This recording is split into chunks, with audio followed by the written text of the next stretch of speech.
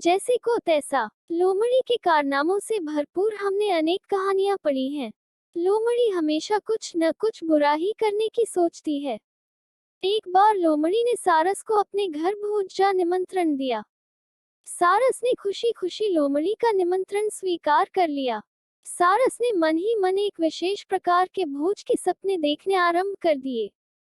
सारस सोच रहा था कि लोमड़ी सचमुच स्वादिष्ट भोजन उसके सामने परोसेगी।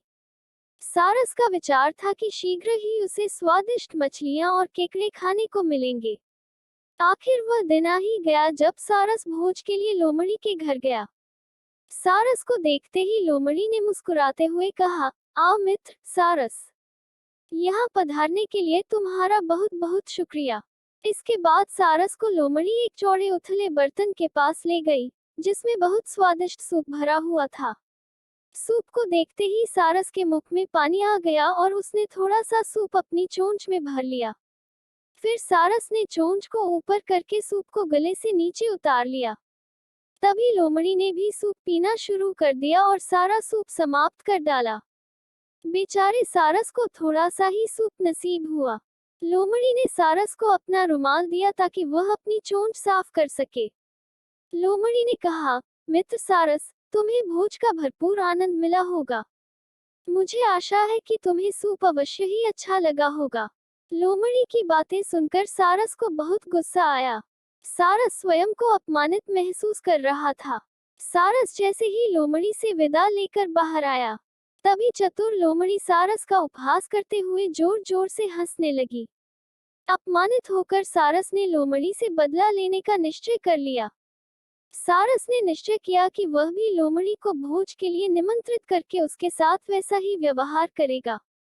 सारस ने लोमड़ी के प्रति अपना क्रोध अपने मन में छिपा कर रखा।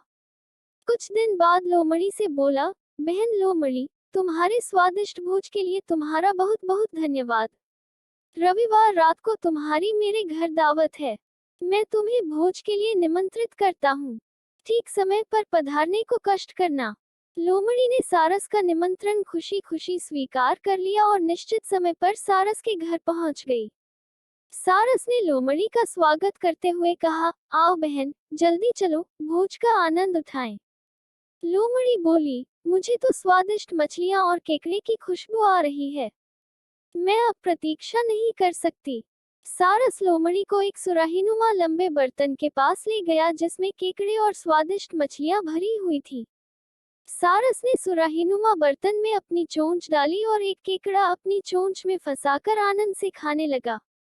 इसके बाद सारस एक ओर खड़ा हो गया और लोमड़ी से भोजन करने के लिए कहा।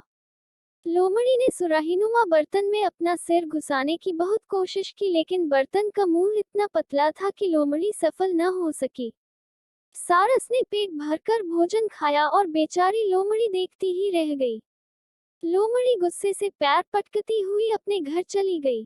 सारस ने लोमड़ी का उपहास करते हुए कहा, लोमड़ी बहन, ये तो जैसे को तैसा था। इतना कहकर सारस जोर जोर से हंसने लगा। शिक्षा।